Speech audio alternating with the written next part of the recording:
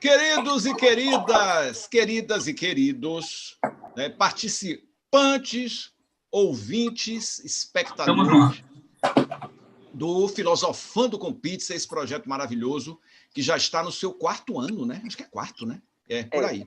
Pois é, edição 29, agora nessa nova etapa virtual, né? Hoje mesmo teríamos problema porque está chovendo dentro de casa, estamos todos tranquilos. Né? Em mais essa edição, hoje nós vamos falar de coisas positivas, porque a gente está vivendo um momento, né, em que a gente a tendência é que a gente fale de coisas negativas, pandemia, isolamento, quarentena, né? Quanto será que essa vacina vai sair? Não vai ter carnaval, não posso encontrar ninguém, não posso abraçar ninguém, não posso beijar ninguém, não posso sair de casa, não posso. E a gente se pergunta, né? Lá se vão quase 7 meses que a gente está vivendo uma vida absolutamente imprevisível, né? Que a gente nunca pensou que fosse viver.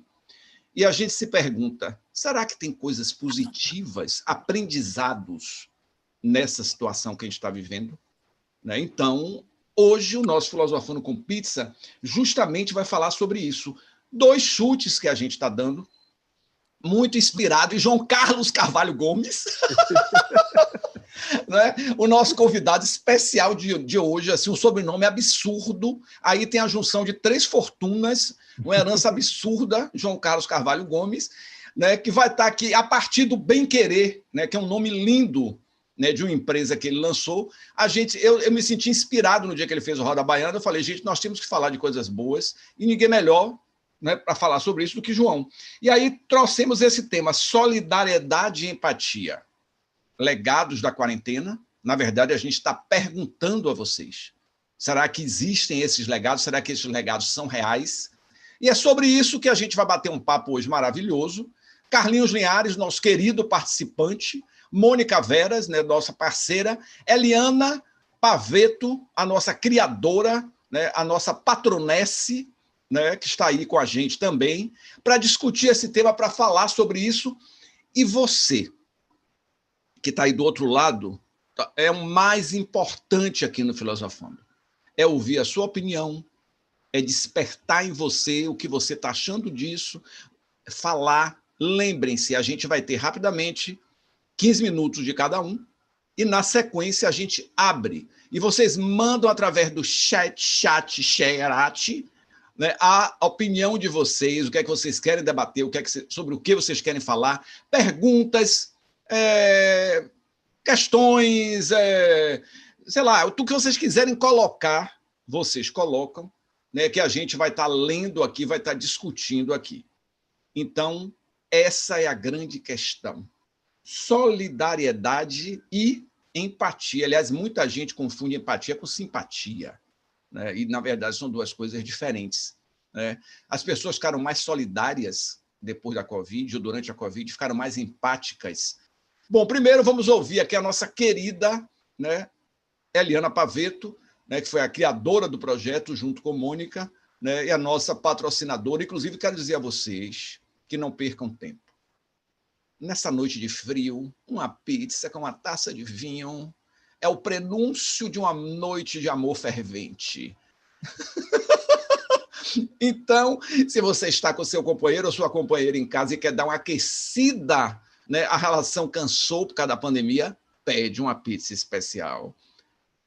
Pede um vinho, junta e terminou filosofando. Você vai entrar na sexta-feira tinindo aos beijos e abraços. Se estiver sozinho, comemora no isolamento. Toma sua taça sozinho e se anima no vazio. Mas o importante é comemorar. Então, Eliana, o microfone é seu. Ligue seu som aí. Você está sem som. Bom, a gente continuando, enquanto a Eliana liga o som. Aê, pronto, vamos nós. Obrigada, boa noite a todos, boa noite aos meus clientes da Roca.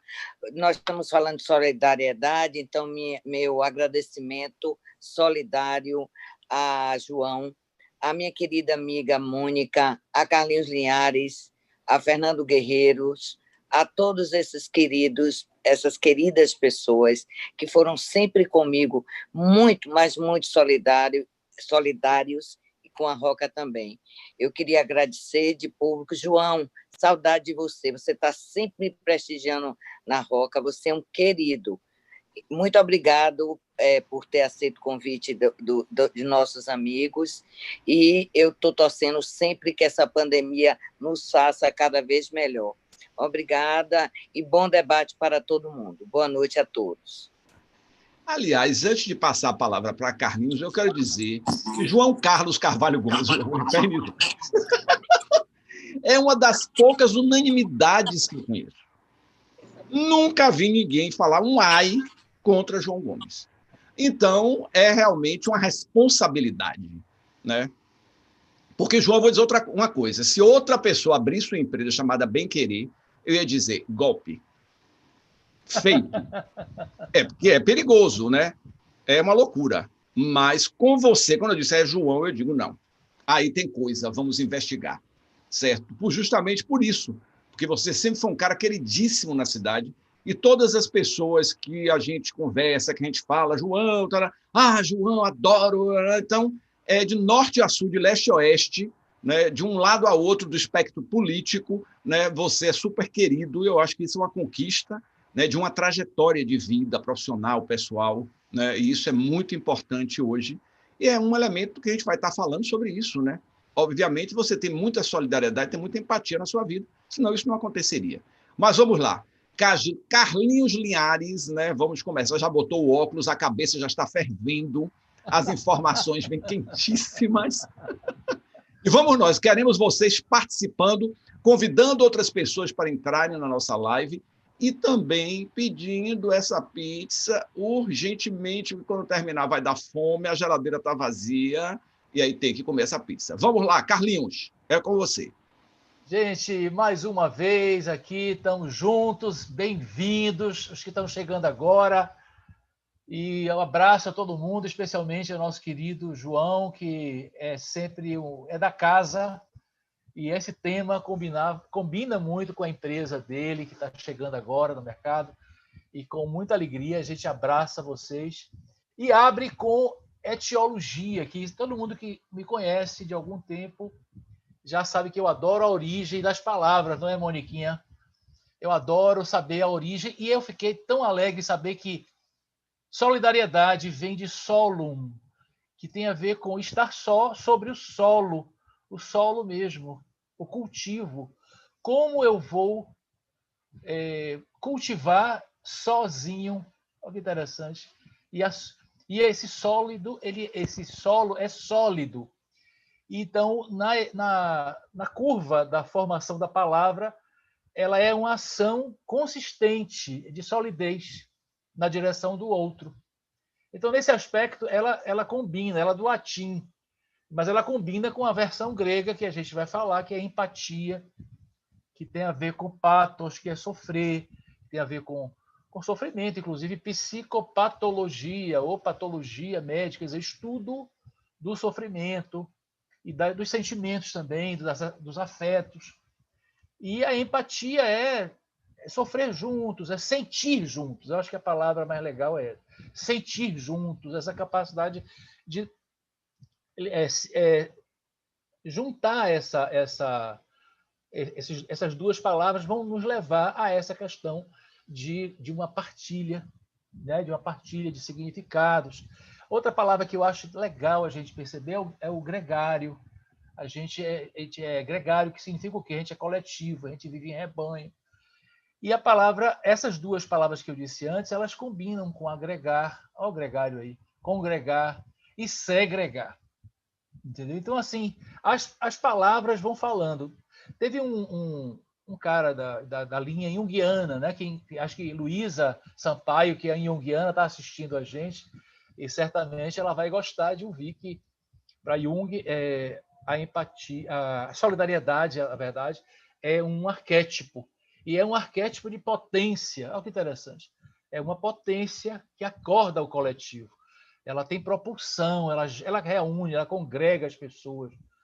E Luísa Sampaio acabou de dizer, grande amigo, olha, querida, em homenagem a você que a gente está fazendo essa referência ao seu orientador Jung, que é essa coisa da força coletiva. É a gente que trabalha com treinamento, capacitação em empresa, sempre o cliente pede, eu gostaria de acordar a sinergia grupal, que essa equipe deixasse de ser uma equipe fria, então, trabalhar essa empatia. E, curiosamente, os animais têm empatia. Olha, João, que coisa curiosa. Os animais são empáticos, os animais são solidários, os animais param e eles choram quando algum sai da tribo, porque morreu, porque alguma coisa. Os elefantes, então, têm 1000 registros filmados sobre essa empatia, essa solidariedade. A quem está fraco, uma tia elefante aceita o outro como seu... enfim, protege aquele jovem, a jovem cria, já que a mãe ou o pai estão ausentes. Enfim, essa solidariedade ela está presente não só na gente, mas como em todos os animais. Agora, a gente tem algo muito mais complexo, porque a gente pode, inclusive, bloquear a empatia. Tanto bloquear, porque a gente parte para uma mentalidade egoísta e tal, mas que muitas vezes a empatia não é apropriada. Se você fosse uma cirurgiã, Mônica, você nunca poderia fazer cirurgia de algum parente muito amado seu, porque a empatia atrapalha. Se você fosse um advogado, a mesma coisa. Se você fosse você não pode, gente que é psicólogo, não pode clinicar ninguém da família, por conta da empatia, ela pode atrapalhar.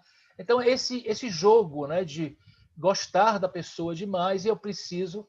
Senão, uma mãe nunca vai dar aplicar uma injeção numa criança, porque ela vai ficar perturbada com aquilo. Então, essa empatia ela precisa ser trabalhada, aprendida. E uma palavra que me apareceu nessa viagem etimológica que eu fiz foi a mais engraçada de todas, que é patético. Olha que interessante. E a gente está vivendo justamente isso. Muitas vezes o patético é aquele que usa da entropia, da empatia, né? Estou atrapalhando os termos, usa da empatia para mentir.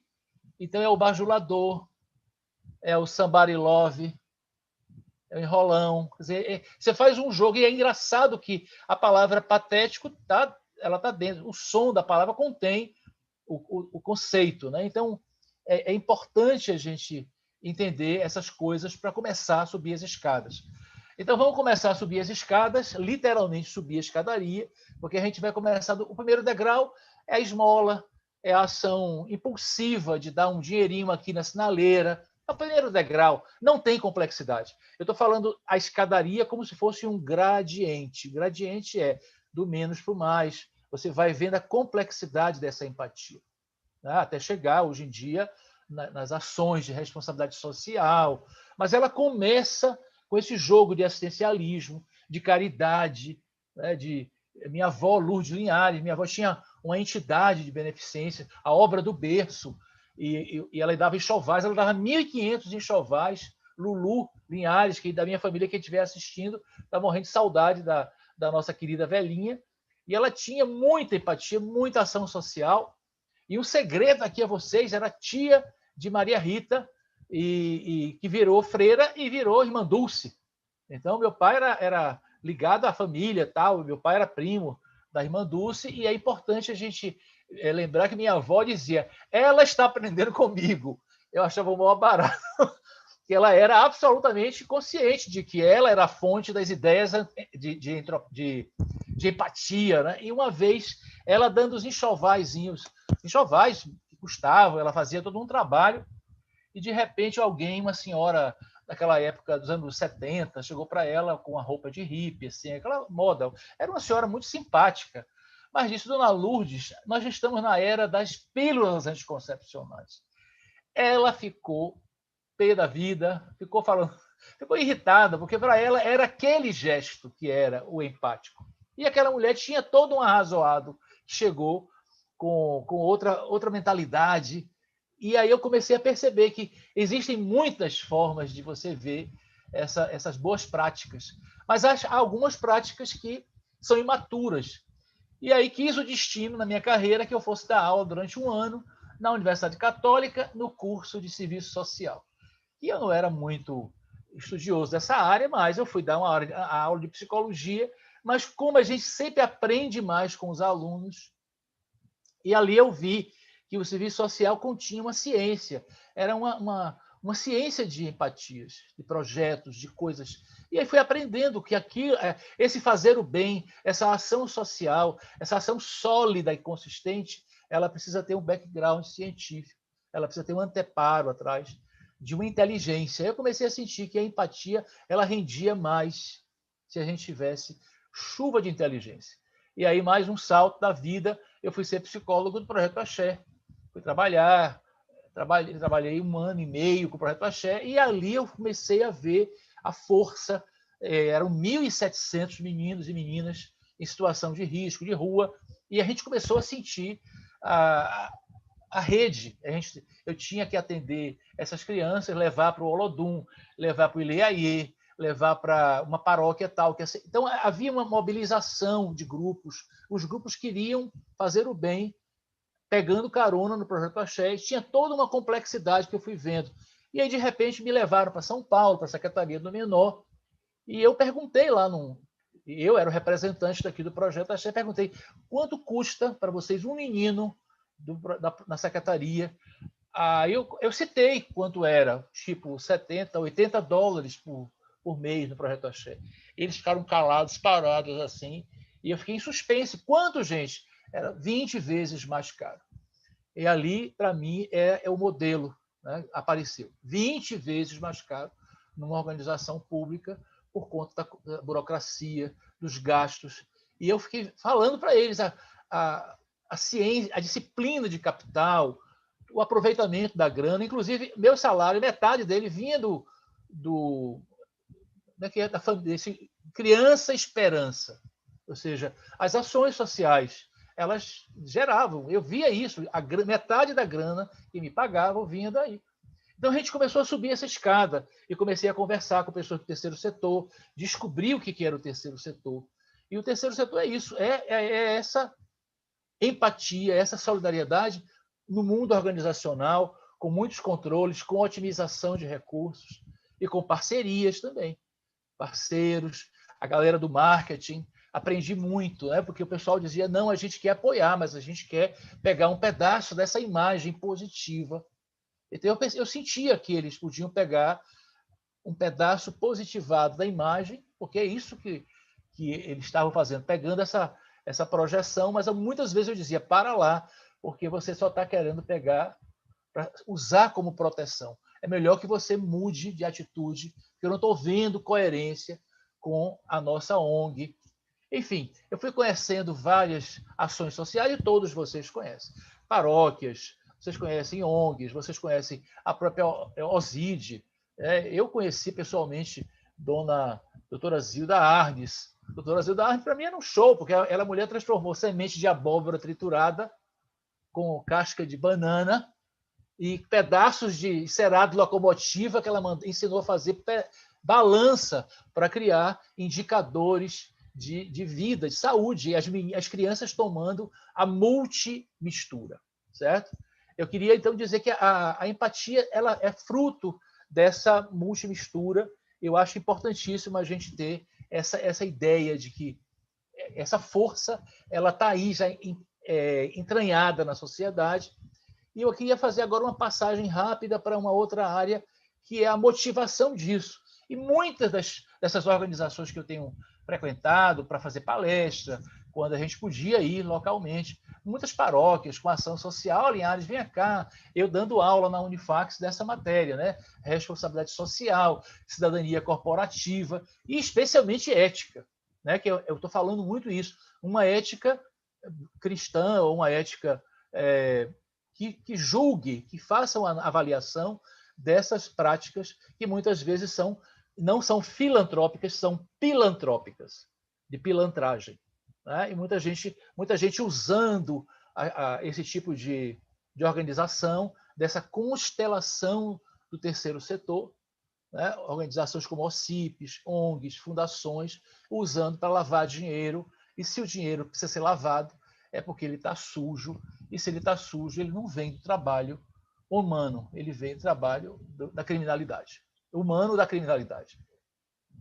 E aí eu queria trazer um pouco dessa ideia do cristianismo, né? Que o cristianismo ele é a fonte de muitas dessas comunidades. Algumas dessas pessoas que estão aqui nos assistindo são líderes de entidades, sejam espíritas, sejam evangélicas, e tem ação social importantíssima. Os padres jesuítas do Vieira é o maior supletivo da região à noite. Supletivo, né? É impressionante. Então, a gente precisa andar de drone na nossa cidade para reconhecer ações. Algumas ações passariam num crivo com muito mais tranquilidade. No crivo que eu falo é permitir uma controladoria externa, uma compliance. Né? Você precisa ter políticas de controle externo, você precisa ter accountability para gerar essa sensação de que estamos fazendo, temos transparência. Tá? Temos transparência. Muitas dessas organizações sucumbem por conta disso, porque é gato por lebre e vira essa entrada. Eu queria lembrar o Sermão da Montanha, né, que Jesus Cristo fala muito, né, que o núcleo de empatia, aliás, é o núcleo do Evangelho, é o DNA. São 3 cenas ali, 3 cenas juntinhas, eu diria assim, é o núcleo da empatia e da solidariedade do cristianismo, da ética cristã, é exatamente ali, é ser pacífico, ser pacificador. E aí vem Mateus 25, que vai dizer o quê? Eles perguntam como é que vai ser no final, no juízo final. Ele diz, olha, uma fila vai para cá, uma fila vai para lá. Nós temos alguns comportamentos que a gente vai valorizar como sendo o ético e o solidário, no caso do Evangelho, dizendo isso. E Jesus Cristo diz, olha, você me visitou e eu estava preso. Você me deu roupa porque eu estava nu e com frio. Você me deu de comer e de beber. Então, essas ações práticas foram colocadas como no cardápio, para dizer, olha, gente, é isso aqui. E o Pai Nosso são 7 frases, são 7 súplicas, são 7 pedidos, inclusive. E uma das mais bonitas é o pão nosso de cada dia. Eu acho que é isso que eu me debrucei, né, ao longo da quarentena, eu fui vendo, porque tem tanta gente trazendo obscurantismo, tem tanta gente usando o cristianismo para destruir a modernidade, coisas legais que a gente conseguiu ao longo de 300 anos, e aí, de repente, é necessário a gente resgatar essa perspectiva de uma ética cristã. Eu vou lembrar só uma coisinha aqui, que é São Paulo, ele é o fundador do cristianismo, como uma espécie de empreendedor da organização. São Paulo sai viajando pelas ilhas daquela bacia do Mediterrâneo, e ele vai fundando comunidades naquelas cidadezinhas, Éfeso, Tessalônica, Corinto, etc., Roma. Ele vai visitando tudo que é cidade, funda comunidades, as primeiras igrejas, e ele começa a ficar preocupado. Ele diz, gente, eles estão cheios de verborragia, mas eles não estão fazendo o cristianismo, não estão fazendo a ética. É isso que ele dizia. Que é por isso que ele manda as cartas, que a gente ouve na missa. Leitura de São Paulo aos Tessalonicenses. Uma delas é uma comunidade completamente similar à Bahia, que era Corinto. O pessoal muito doido, muito cheio de transe, uma coisa assim, um pouco Arembepe, anos 70, e era recebendo isso, recebendo aquilo, um dom de profecia, dom de língua. São Paulo era muito diplomático, disse, isso é a cultura deles, eu vou colocar o cristianismo e a empatia cristã aí. Mas é excesso de carisma. Então, aí ele manda uma carta linda, eu queria chamar, era Renato Russo para cantar, ainda que eu soubesse falar a língua dos homens, ainda que eu soubesse falar a língua dos anjos, sem amor, eu nada seria. Ou seja, o núcleo seria exatamente isso que a gente está falando. Sem empatia, sem solidariedade, a gente vai ficar um zero à esquerda. Por isso a gente recebe de braços apertados aqui, a bem querer, e vai gerar bons frutos. Valeu, galera. Abraço. Excelente, mais uma vez, né, a fala de Carlinhos. Eu lanço só algumas provocações, né, antes de passar a bola para João. Primeiro, dizer ao pessoal, hoje o pessoal já chegou, botando para quebrar, comentando, né, falando. Eu estou gostando muito, né, porque já está todo mundo hoje aqui participando, genial. Uma coisa, 2 questões. Primeiro, é essa questão da pandemia versus a empatia e a solidariedade. Se realmente há uma transformação. Muita gente aqui já está dizendo não. não vai mudar nada. Assim, no sentido dessas duas palavras, né? Então, é uma questão que a gente está aí sempre se perguntando, né? No meio dessas transformações que estão acontecendo por conta desse período, né? Entra a solidariedade, aumenta, entra a empatia, entra a conscientização ou não. E uma outra pergunta que eu sempre faço: se houvesse uma distribuição de renda mais justa, a caridade iria parar onde? Ponto. Eu falo da caridade tradicional, não da empatia e da solidariedade entre seres humanos, porque eu acho que se alimenta um círculo vicioso e, às vezes, envolve culpa. Eu ganho muito mais, estupidamente mais, do que uma série de pessoas. Então, para expiar minha culpa, eu distribuo cesta básica no fim do ano, distribuo pão, eu distribuo roupa velha. Ou seja, é uma coisa, inclusive, muito interessante, porque alguns padres, inclusive, quando chegaram em algumas regiões e começaram a falar de justiça social, as pessoas disseram: não, a gente tem que falar aqui de caridade. Estou dando só um corte desse assunto, que é um corte muito delicado e que muita gente não gosta de falar sobre isso. É um tema meio tabu, né? Porque ele é muito cruel. Né? A gente vê, a gente está vivendo hoje uma fase que está tudo vindo à tona via redes sociais. E que a gente se depara com uma sociedade que a gente sabia que existia, mas nunca tinha visto tão exposta. Porque aqui e acolá a gente viu um comentário, outro, e etc, etc. Né? E isso traz um susto muito grande e, ao mesmo tempo, diz assim: sim, como é que isso vai? Para onde isso vai?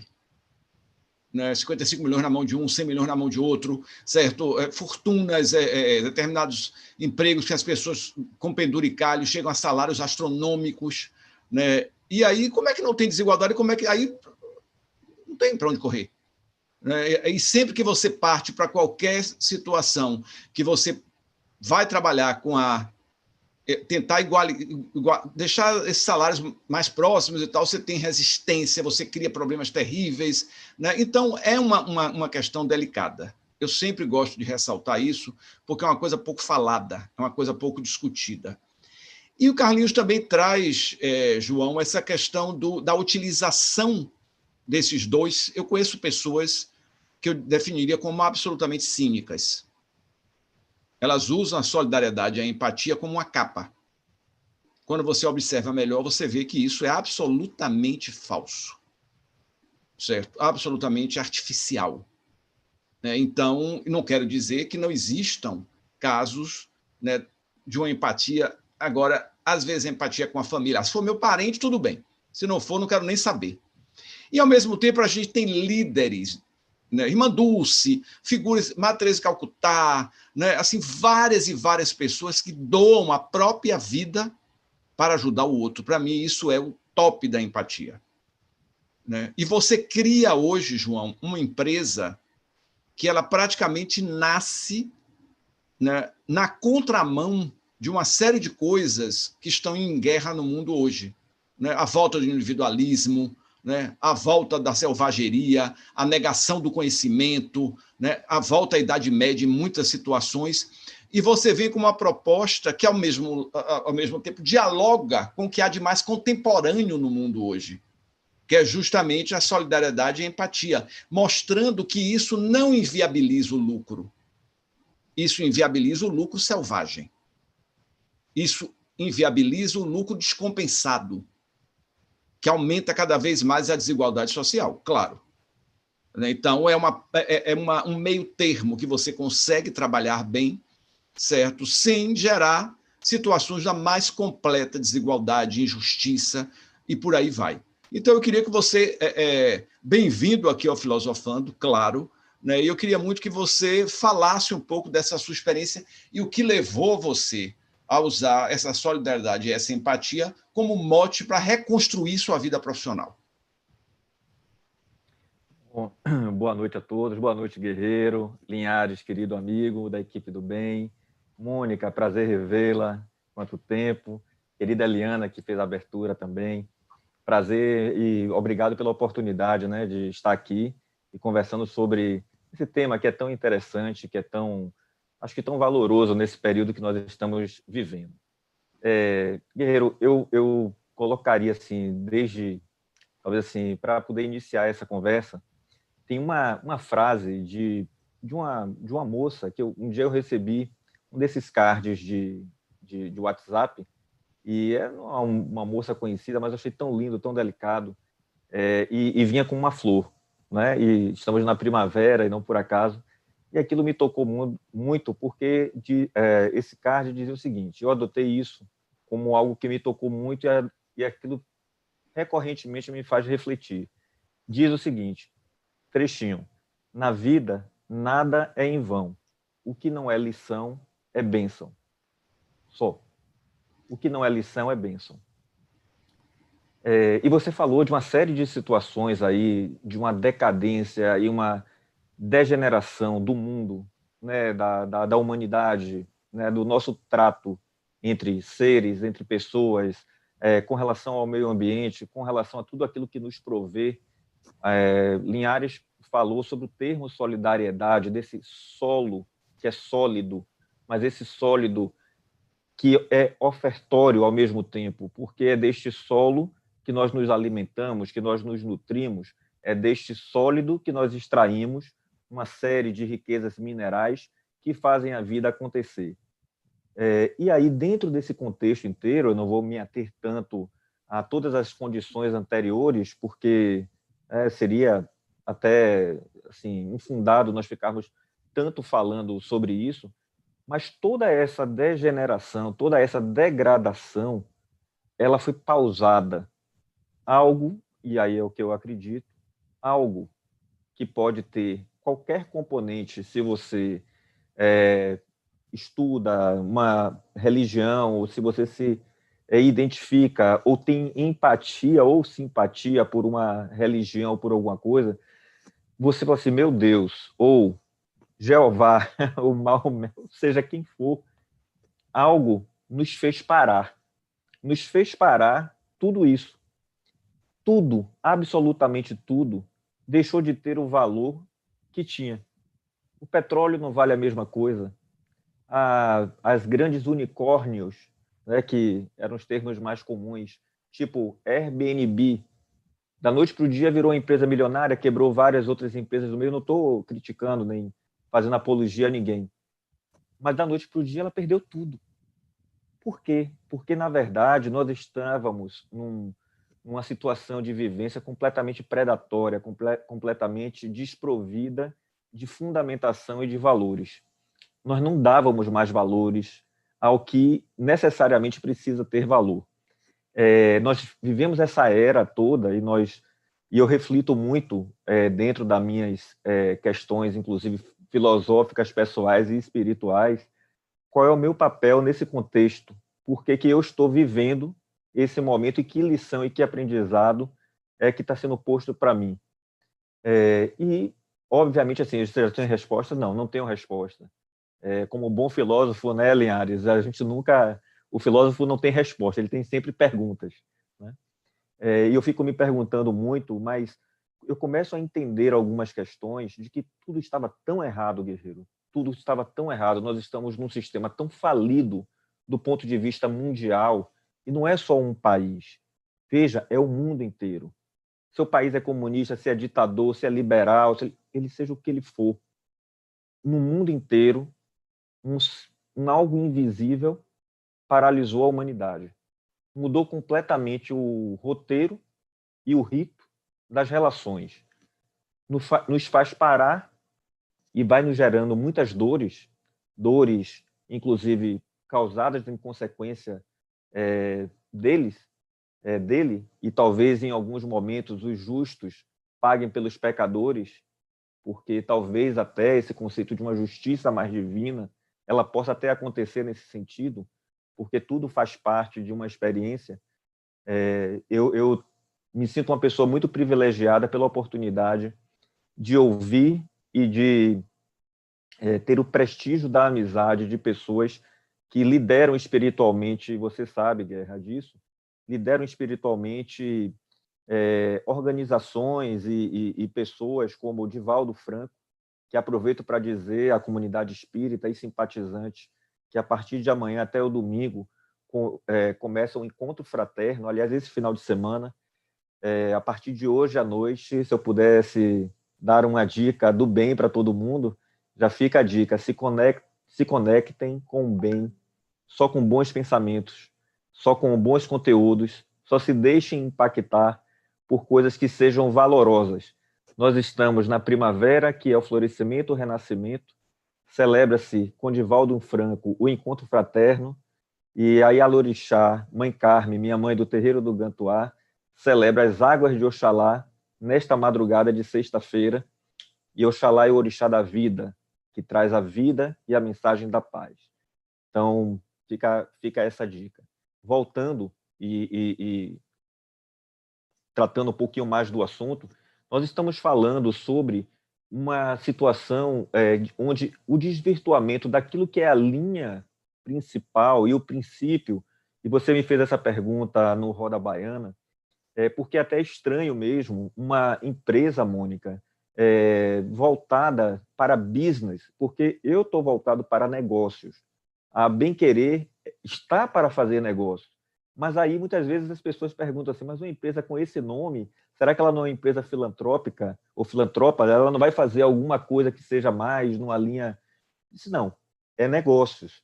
Porque o que está sendo posto, e que Guerreiro fez um contexto super interessante, é que nós passamos a maltratar, do ponto de vista como ser humano, como cidadão, como instituições privadas, empresas, como governos, tão mal, todos os nossos próximos, tudo aquilo que nós consumimos, tudo que nós usufruímos, que isso é um distanciamento da origem principal de tudo, que é o bem. É esse bem que é a face que Linhares colocou, é a face de Cristo, é a face de Deus, né? A face de Deus é a face da misericórdia, já dizia um livro publicado, salvo engano, por São João Paulo II, né? Não sei se ele ou se Bento XVI. A face de Deus é a misericórdia, em um dos seus escritos. E falando sobre isso e trazendo para uma questão também, Guerreiro, que você colocou, e acho que Linhares também falou sobre a questão de caridade, eu vou trazer uma palavra tomando emprestado dessa grande luz de bem que é Divaldo Franco, e ele traz uma citação emprestada também de Chico Xavier, quando ele diz que caridade tardia é melhor... A caridade, quando chega de forma tardia, ela praticamente não tem efeito nenhum. Nós vivemos uma situação tão dramática no mundo que praticar a caridade não pode ser visto como um assistencialismo barato. Praticar a caridade é você praticar um gesto que pode estar salvando exatamente pessoas e situações que estão completamente desprovidas de tudo.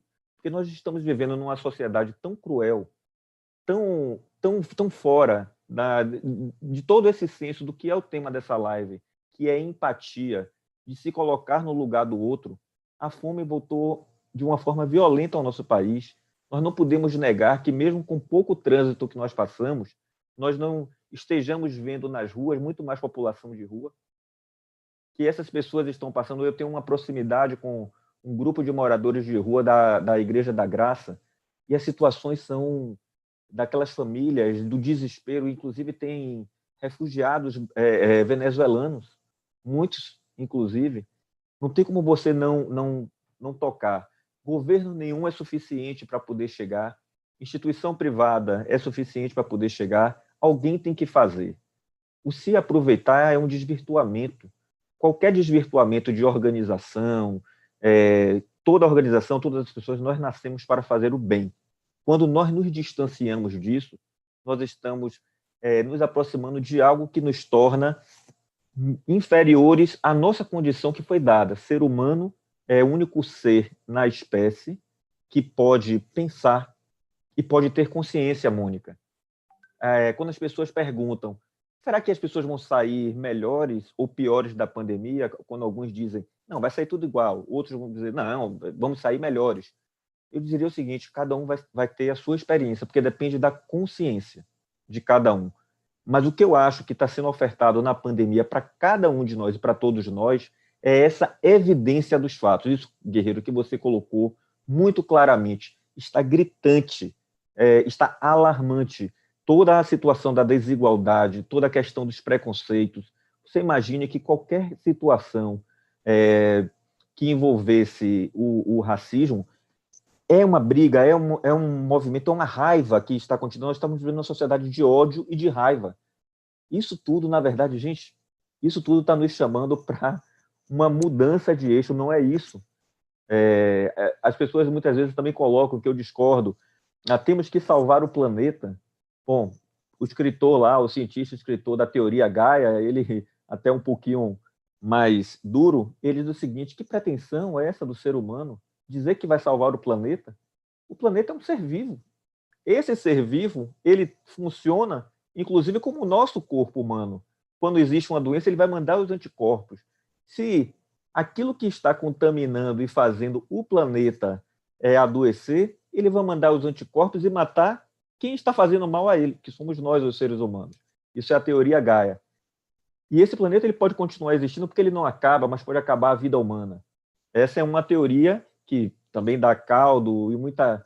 Mas isso traz uma reflexão sobre crise climática. Não vou entrar na teoria Gaia porque isso é a base de um estudo lá de trás, etc. e tal, desse cientista que faz parte da NASA, que fez inúmeras invenções, cientista inglês, que fez inúmeras invenções para os astronautas terem condições de viajarem nas suas viagens espaciais e poderem sobreviver em outras condições que não as condições do planeta Terra. E ele traz isso, e isso está sendo uma releitura com outros aspectos, talvez não tão duros quanto ele colocou à época, mas tem sido colocado, e aí eu vou amarrando aqui, até para não me estender tanto, falar mas como é que isso tudo se liga com empatia, solidariedade e business, porque, afinal de contas, a Bem-Querer é uma empresa de negócios.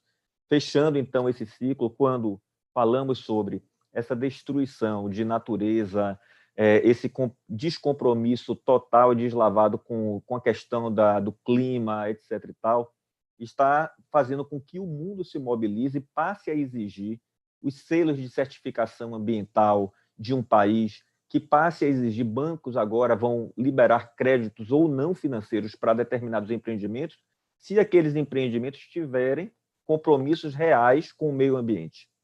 Então, empresas, empresários de qualquer ordem, de qualquer natureza, vão forçosamente, por questões econômicas, o Brasil não pode fechar o acordo do Mercosul sem ter um compromisso ambiental completamente cravado. Mas não é só o país Brasil, as empresas brasileiras também estão sendo forçadas a isso. Por isso que vimos na semana passada algo inédito, que o pessoal do agronegócio, o pessoal que trabalha com o meio ambiente, né, e junto com o empresariado, indo junto ao governo para poder dizer: nós precisamos aderir e temos que assumir os nossos compromissos, senão nós não existiremos nessa nova economia que demanda por isso.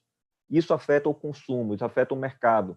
A tecnologia, a transformação digital que todo mundo fala, e que é fato e que é verdade, que fez surgir muitas coisas maravilhosas, a táxi, a reserva de hotel, tantas coisas, mas veja o quanto nós, humanidade, não trouxemos esse desenvolvimento tecnológico para razões básicas, que é saneamento básico, que é fome, que é sede.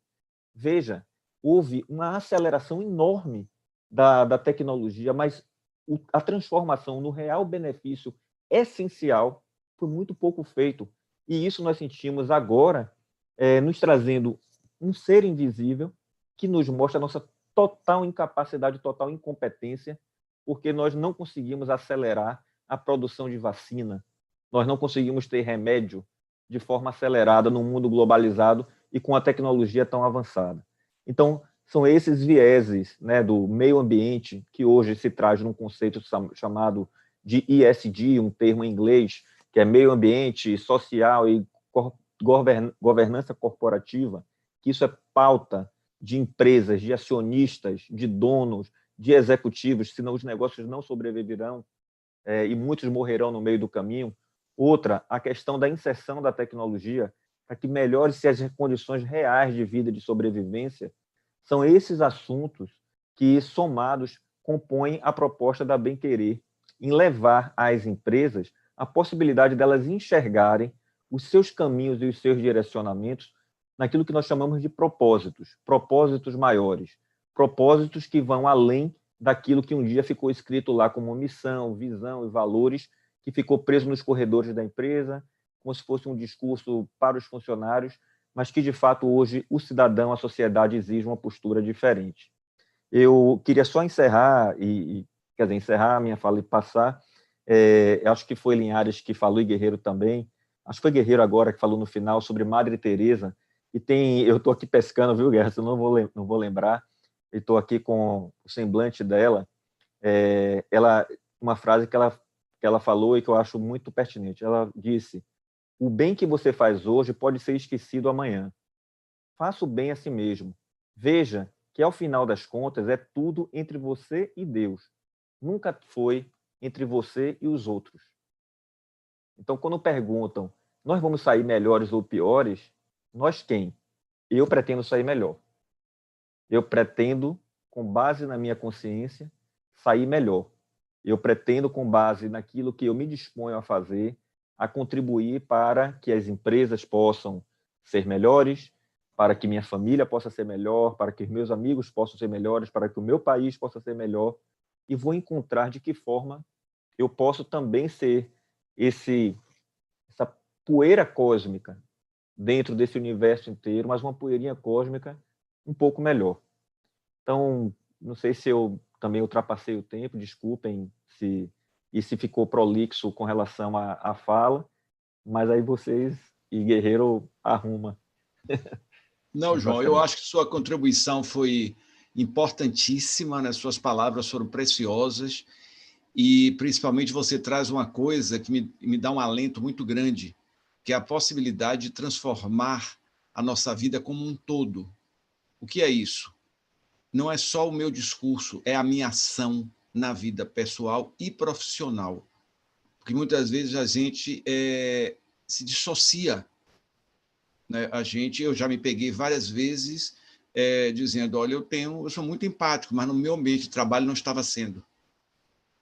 Certo? Então, muitas vezes a gente vai à missa aos domingos, ajoelha, reza, sai de lá na segunda-feira, chega no ambiente de trabalho, tem uma relação horrorosa com os funcionários, predadora, exploradora, certo? Tem relação com os amigos de inveja, atrapalha a vida das pessoas. Então, assim, é muito importante que o que eu gostei nessa proposta, e outras que estão surgindo no mundo, que essa corrente, é importante destacar isso, né? Que existe uma corrente progressista muito grande caminhando para essa reumanização, esse termo existe, entendeu? Que é trazer o humano para as relações. O dinheiro não precisa necessariamente estar associado a coisas ruins. Né? Assim, a gente começou a criar um vínculo muito louco, né? Porque é tanto roubo, tanta coisa que a gente ouve, que a gente fala, daqui a pouco você começa a dizer, meu Deus, todo mundo que é rico é ladrão? Não. Todo mundo que tem grana? Não. Eu acho que isso é uma distorção muito grande. Né? Eu acho que você traz essa possibilidade de casar. Ou seja, a minha prática solidária, empática, ela faz parte do meu dia a dia como um todo. Ela não faz parte de um momento específico da vida, ela não faz parte de no final do ano, ali, acolá. Não. Todas as relações, é importante, Linhares, Mônica, assim, às vezes a gente tende a colocar numa prateleira. A caridade existe nessa aqui, é isso aqui.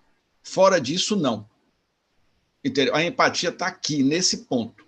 E você fala de uma coisa sensacional, né? A gente está vivendo um momento de transformação. Isso é indiscutível. E você pode levar em conta, você falou de meio ambiente, que já existem várias correntes de pensamento dizendo que outras e outros vírus vão aparecer porque o ambiente está desequilibrado. Então, o ser humano começa a viver na pele, né, o que ele mesmo construiu, que é uma desarmonia ambiental, furacões, entendeu? Praias invadindo, tornados que nunca aconteceram, mudanças bruscas de temperatura. Ou seja, né, a gente vai ter que aprender à força, porque o ambiente já está dizendo, né, tá aí. Então, é uma questão, assim, eu acho que essa quarentena, né, essa Covid chegou para dizer assim, olha, tá estranho. A gente tem que, de alguma maneira, ler esses sinais, né? Porque se a gente não se transformar por bem, vai ter que se transformar por mal, né? Você vai ter que transformar a força, né? Ou as coisas podem chegar num patamar, né, bem delicado. Mônica, é com você. Lembrando aqui a quem está chegando agora, né, que a gente está fazendo Filosofando com Pizza 29, solidariedade e empatia, legados da quarentena, mande sua opinião, certo? E vamos discutindo, daqui a pouco a gente abre para vocês. Minha querida, lindíssima Mônica Veras. Liga o mic.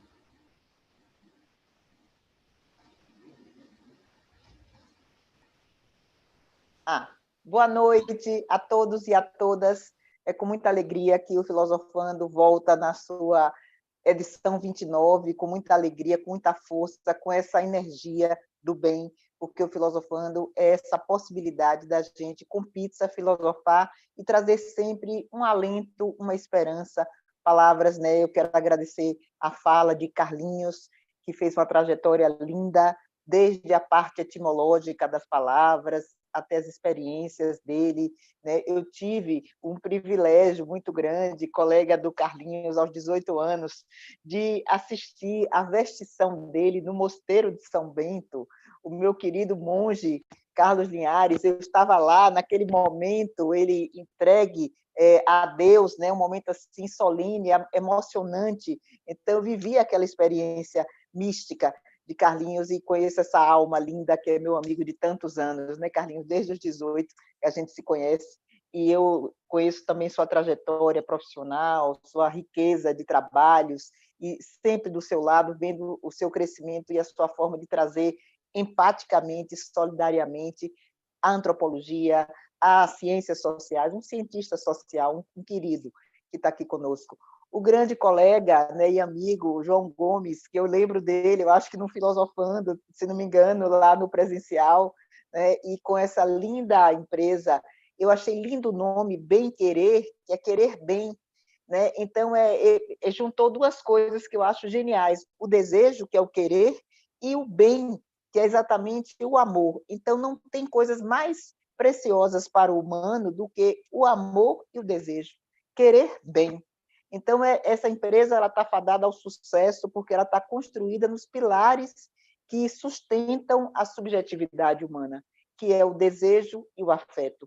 A gente não tem patrimônio maior do que esses dois. E a nossa grande pergunta, solidariedade e empatia, legados da quarentena? Sim. A minha resposta é sim. Eu não acredito que a gente vai ficar os mesmos.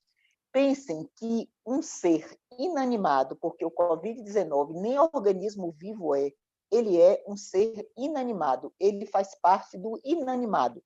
Um ser que nem gente é, nem organismo vivo é, ganha vida dentro do corpo vivo, porque ele se evola no ar, felizmente ele tem uma coroa grande e ele não fica no ar, ele cai em superfícies para a nossa felicidade, porque se ele estivesse no ar era muito pior, mas ele cai nas superfícies porque ele é um ser que acaba, né? Que com o tempo, em algumas horas, ele se evola, ele desaparece, mas ele ganha força dentro do corpo físico e dentro do organismo que tem vida. A vida nossa dá vida ao Covid. É o nosso corpo que faz essa coisa que não é nada virar algo que devasta todo um organismo e leva à morte. Então, a pergunta é, como é que a gente, seres humanos, somos barrados pelo inanimado? Esta é a grande questão. O inanimado vem, não se sabe de onde, mas com algum sentido. Porque, para mim, nada é conhecido no momento. Mas a psicanálise traz uma frase que eu acho genial: tudo só é percebido a posteriori. O que é a posteriori? No só depois. É só depois que caem as fichas. É quando tudo passar é que a gente vai entender de forma retroativa toda essa experiência existencial e forte que estamos vivendo, como eu sempre tenho dito, gestados no útero das nossas casas. As paredes das nossas casas viraram úteros gigantes onde a gente está se transformando, onde a gente está se trabalhando, onde a gente está florescendo com a primavera. Né? Então, esse é um processo que, depois do inverno, a natureza traz a primavera. Então, o inverno da quarentena já está chegando na primavera e já vem o verão. Então, já passamos por várias estações, né? Pelo outono, quando começamos, final do verão, outono, a primavera, e depois o inverno já passamos, a primavera e depois vem o verão. Ou seja, todo esse processo que independe do nosso desejo está acontecendo com um sentido. Para mim, o sentido maior é o ponto de metamorfose. O que é metamorfose? O que é a psique? A palavra em grego, psique, significa borboleta. É incrível, é a mesma palavra em grego. Psique significa alma e, ao mesmo tempo, significa borboleta, significando que o psiquismo ele tem a capacidade de metamorfosear, assim como a borboleta que vem da lagarta, que rasteja nos troncos das árvores e, depois deste processo difícil, que ela é dolorido para a lagarta, as asas se abrem, né, sai do casulo e ganha o espaço e o firmamento. Então, esse processo da metamorfose, que muitos gregos são sábios, então é a mesma palavra, alma e borboleta é a mesma, significa psique, isso é o que estamos vivendo na pandemia. Estamos metamorfoseando as nossas possibilidades psíquicas. Estamos metamorfoseando e criando. Estamos usando o eixo da criatividade como uma grande ferramenta. Somos seres diferentes dos outros mamíferos, somos os únicos que criamos. Os outros mamíferos repetem comportamentos. O humano, ele tem a possibilidade de criar. E de onde vem isso? Do Criador universal. Porque somos feitos à imagem e semelhança do Criador de todas as coisas. A mulher grávida, ela cria, ela é algo que gesta, então é como se ela estivesse ali vivendo a experiência divina de gerar no seu útero uma nova vida. Então, a possibilidade de criar, a criatividade faz com que a gente associe a solidariedade e a empatia a um passaporte para um verdadeiro alívio do sofrimento, das perdas e da esperança. A palavra de ordem, na minha percepção, é fé e esperança e amor. As três grandes virtudes: fé, esperança e amor ou caridade. A fé sem o amor não é nada, a esperança sem o amor não é nada, mas unidas, quando a gente tem fé, quando a gente tem esperança e quando a gente tem amor, a gente tem um passaporte para o futuro, porque a vida é impermanência. A vida não é permanente, ela é mutável. Quando nós marcamos o Filosofando no mês passado, né, tivemos no dia 23 de julho, tivemos em 20 de agosto e pensamos em 24 de setembro. Nós acreditávamos que estaríamos vivos e que nos encontraríamos às 19h30 do dia 24 de setembro. Isto é da ordem da impermanência. Viver é aposta. Viver é aposta. O Covid-19 ele só desrecalcou uma realidade que está no nosso nariz. Quem sabe o que vai acontecer no próximo minuto? Quem consegue, por mais sábio que seja, aumentar um côvado a sua estatura? Mateus 6. Quem consegue aumentar um dia na sua vida, por mais inteligente, rico, poderoso que seja? Não podemos. Então, o Covid-19 democratizou a nossa finitude, porque o rico do palácio vai por respirador, o pobre da favela igual. Quando morremos, o esqueleto é o mesmo. Quando tiramos a carne, todo mundo tem um esqueleto igual, porque o esqueleto é a essência do humano. O Covid nos homogeneizou. O Covid foi democrático nesse sentido. Ninguém pode saber o que vai acontecer. Ninguém sabe o que vai controlar a impermanência. Ou seja, a vida é surpresa. A vida é surpresa. Sabe o que é a preocupação? É tentar frustrar o futuro. O preocupado, ele vive querendo perder a graça do futuro, porque ele se preocupa antes do futuro chegar. Então, viver é se despreocupar, é viver hoje. Eu tenho que contar, a minha vida é hoje, as 24 horas de hoje. Como eu posso ser melhor hoje? Mais do que ontem e menos do que amanhã. E Mateus 7, já que estamos tão ligados às Sagradas Escrituras nesta live, e falamos de tantas coisas bonitas, ditas por tantas pessoas e pelo próprio Cristo, né? Ele diz o seguinte: as agonias da vida. Né? não se preocupe com o dia de amanhã, porque o dia de amanhã se constrói por ele próprio. Basta cada dia a sua agonia. Então, viver a transcendência do momento aqui na nossa quarentena é viver a cada dia a nossa agonia. E dentro da impermanência é acreditar que amanhã será melhor do que hoje, e hoje já foi melhor do que ontem. Então, a lufada de esperança que nos sustenta nesta pandemia é quando o João Gomes, construindo a sua nova empresa, ele acredita que essa empresa vai ser uma lufada de esperança para tantos. Isso é aposta na impermanência. Ele não está com medo da impermanência, porque é permanente o desejo do bem-querer. Assim como é permanente o meu desejo de escutar pessoas, mesmo que a pandemia esteja trazendo tanta dor psíquica, mas poder fazer com que cada um ressignifique sua história, que cada um possa construir, neste momento doloroso e duro, com a criatividade, uma potencialidade psíquica melhor. Podemos nos metamorfosear de lagartas em borboletas coloridas. Podemos transformar nossa psique, não está confinada, não se passa álcool gel na nossa psique, não se passa álcool gel nos pensamentos, nem nas ideias. As ideias são livres. Então, a liberdade é o que tem de melhor nesta quarentena. Confinamento dos corpos, liberdade do espírito, liberdade das nossas psiques, solidariedade e empatia, frutos legados do testamento da quarentena. A quarentena deixou um legado, deixou um testamento.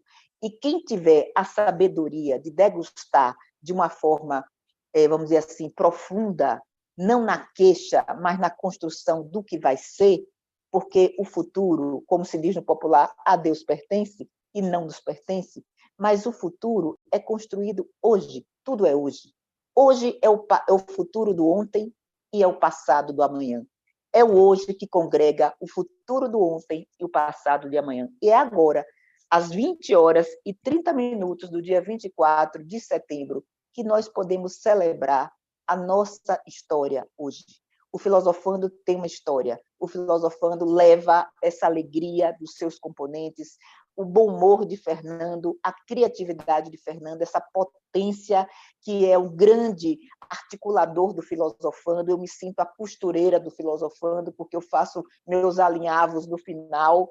O Carlinhos, com sua sanfona, abre, nós somos sanfoneiros, e eu fecho, né? Ele abre, eu fecho, a gente brinca com a sanfona. Então, o Filosofando traz para nós este alento de que é possível a gente trazer coisas interessantes para todos e que tenha sido uma noite interessante com pizza em casa, ouvindo a todos nós. O futuro, a Deus pertence, a quarentena está nos ensinando. Somos aprendizes do Covid-19. Ótimo. Interessante que a gente consiga refletir e perceber quanta coisa isso nos trouxe. Né? Quantos elementos, quantas mudanças, quantas reflexões, né? Esse período, a gente já falou aqui sobre isso, reencontrar parentes, né? Conviver de novo com pessoas, com família, com filho, com amigos, acompanhar processos, se preocupar de novo e, principalmente, muitas vezes voltamos a ser donos do nosso tempo. Sim. Porque a gente estava um tempo sem o tempo. Posso dizer uma coisa engraçada? Uma coisa engraçada, viu, Fernando? O grande ganho para mim da quarentena são 7 meses sem usar sapato. Eu tinha um calo que eu ia podólogo sempre, não preciso mais de podólogo. Sandália havaiana, 7 meses de sandália havaiana, acabou o calo. Olha que ganho fantástico. Não é engraçado? E eu, com a bermuda... como eu gosto da bermuda, como eu odeio botar calça e ficar com a perna quente. Então, assim, às vezes, eu faço assim, meu Deus, eu tenho que ir, eventualmente, à fundação, obviamente, participar de solenidades, mas, às vezes, hoje mesmo, eu me entrevistar aqui embaixo do prédio. Aí eu falei, meu Deus, será que eu vou ter que botar uma calça? Daqui a pouco vão pensar que eu estou vagabundando, porque a gente fica com essa ideia na cabeça, né? Assim, estou trabalhando mais do que nunca, mas se eu aparecer de bermuda, vão dizer, o Guerreiro está de folga. Então, essa coisa é engraçada, né? Como a gente se encontra e, principalmente, a gente percebe que muita coisa não faz falta, João. Não. Você quer ver a coisa que hoje eu brigo mais o carro. Nós criamos uma sociedade para carros, uma cidade para carros. E o carro hoje nos angustia, engarrafa, enlouquece, nos faz perder tempo, certo? Fomos morar longe para pegar o carro, e por aí vai. Mas eu acho que não é o nosso tema de hoje, né? E a gente só lembrando que mudanças, com certeza, e tem um detalhe, a gente vai perceber muita coisa depois. A gente está vivendo agora o cataclisma.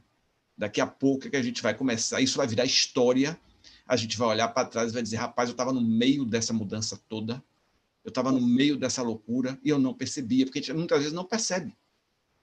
A gente está vivendo a história. Daqui a pouco a gente vai poder contar, né? Olha, eu estava lá e tal, e aconteceu isso, aconteceu aquilo, e a gente percebeu. Bom, eu vou entrar aqui já, várias pessoas, né, mandando colaborações interessantíssimas aqui para a gente.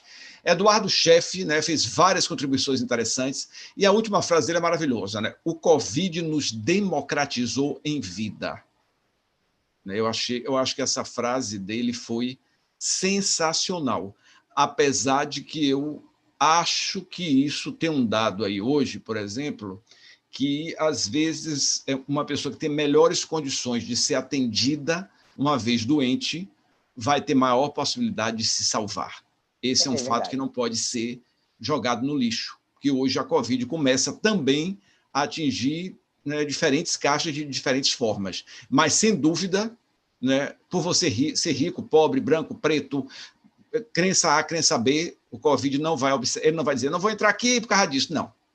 Democratizou realmente, né? E tem um dado assim interessante, Marília Ramacciotti, a palavra de toda noite em oração é gratidão, viver um dia de cada vez. Eu acho que isso é uma colaboração dela muito interessante, certo? Essa Marília diz uma coisa interessante que eu queria levar para a Mônica. Dor psíquica tenho quando vejo as coisas sendo mascaradas, quando aponto falhas na assistência para melhorar e ser apontada como chata. Como é que você vê isso aí, Mônica? Eu não entendi. Ela tem dor ela fala assim, dor psíquica eu tenho quando vejo as coisas sendo mascaradas, quando aponto falhas na assistência para melhorar e ser apontada como chata. Claro que a pessoa que denuncia o que as pessoas não querem que seja denunciada, ela é considerada uma pessoa que é desagradável, né? Então, isso causar uma dor, né? Que eu não entendi porque ela chama isso dor psíquica. É um sofrimento para ela denunciar o que não está bem e ser considerada como uma pessoa chata. Não entendi muito a colocação, mas é isso que causa mal-estar. Causa mais mal-estar ver o que não está bem, falar e não ser bem-vinda. É isso que causa mal-estar. Mas a pergunta é, quem agrada a todos? Ninguém. Quem consegue? Ninguém. Porque a unanimidade é burra, né? De certa forma, a gente tem que ter tem pessoas que vão gostar e tem pessoas que não vão gostar. Agora, trabalhar a castração de não ter unanimidade é que é a grande questão. É a gente suportar que há pessoas que não simpatizam com a gente, mas não significa que a gente tenha que agradar a todos. Então, Fernando Freitas faz uma... Perdão, Mônica, siga. Isso. Então, o que eu considero é o seguinte, é saber que é assim mesmo, que o ser humano ele é complexo. Ele é extremamente complexo. Marília Ramacciotti me causa sofrimento? Não entendi. Eu não entendi o que é. Ela deve estar mandando alguma coisa. Fernando Freitas faz um comentário interessante. Acredito que não se trata de se sair melhor, mas de ser melhor hoje. Você falou uma coisa, Mônica, que eu achei muito importante, e eu queria ouvir João também, Linhares. A gente está trabalhando muito com um ponto de corte, com a finalização de alguma coisa, que na minha cabeça não existe. Não. Tá? Assim, eu não acho que a gente vai virar uma página e fechar um livro. Não, eu acho que a Covid ela não acaba amanhã. Ela não tem uma data de fechamento. Mesmo com vacina, com tudo, ela não, assim, gente, amanhã vai todo mundo para a rua. Pronto, acabou. Eu não acredito nisso. E eu queria ouvir vocês sobre isso. Por isso que eu gosto muito dessa frase. Ser melhor hoje, porque parece que a gente vai, em algum momento, olha, a partir de agora a gente vai começar a perceber as mudanças. Existe isso ou não? Ou realmente é uma coisa que se transforma? João, você quer falar? Então, eu queria lembrar aquele filósofo pré-socrático chamado Heráclito. Para mim, ele é o padroeiro da quarentena. É ele que diz pantarrei. Pantarrei é tudo muda. E ele fala também, ninguém se banha 2 vezes na água do mesmo rio. Heráclito de Éfeso. Eu acho importante a gente lembrar disso. Quer dizer, essa live aqui é a mesma água do rio. A gente não vai sair igual. A gente está mudando, a gente está sendo processado. Então, toda essa mudança já está acontecendo e não vai ter necessidade de um novo normal. Já está tendo o novo. O novo é contínuo. Agora, o novo é sempre novo. Esse Panta-Rei, se a gente fosse pedir a compadre Washington para traduzir em baianês profundo, seria Panta, meu rei. Ou seja, não tem saída. A gente está condenado à mudança. Mônica pontuou isso. Né? A gente é o ser da mudança e o que está vindo por aí vai, claro, a gente espera que suspendam protocolos, tem aquela coisa assim, o espectro, né, de liberalização. Está todo mundo ávido para isso. Mas a cautela, o risco, isso também é empatia. Para mim, o símbolo da empatia agora é isso aqui. É o respeito a isso aqui, a máscara. Né? Ou seja, eu achei perfeita a sua colocação agora, Linhares, porque a gente pensa muito na máscara para a gente, mas a máscara é para o outro. É para o outro também. A gente está botando a máscara por quê? Para a gente não passar para o outro, se a gente, por acaso, estiver infectado. Esse é o objetivo principal. E completando aí, então, o que Linhares falou, Guerreiro, eu acredito muito assim, voltando a dizer, nós somos seres espirituais numa experiência humana. A expectativa de nós, como seres humanos, porque algo nos distingue muito claramente de todos os outros seres que habitam esse planeta, é a evolução. Se nós estamos predestinados a alguma coisa, é a evolução. Se nós não acompanhamos no tempo devido o que nos é colocado como expectativa de evolução, eu acho que, de alguma forma, pode vir uma pandemia, pode vir uma guerra, alguma coisa surge para que a humanidade, aí eu recorro à história, né? Eu recorro a outros momentos da história, claro, sem tanta tecnologia, talvez sem tantos estudos, sem tanto compartilhamento de informação, naturalmente, mas você pode verificar que grandes saltos foram dados na humanidade, inclusive na estética, né, na estética, nas artes, nas invenções, a partir de situações de extrema dificuldade. Eu pegaria um exemplo assim, não como uma pandemia de um ser inanimado, como Mônica colocou, mas uma guerra mundial, ela tem um efeito de uma pandemia. Ela é uma cicatriz mundial. Então, quando você assiste a determinados países renascerem dos seus escombros e saírem, inclusive, para tentarem liderar o mundo com uma perspectiva diferente, falando mais em humanidade, generosidade, etc. e tal, isso tem um efeito muito positivo. Né? Então, você vê a cultura do Japão, a cultura da Alemanha.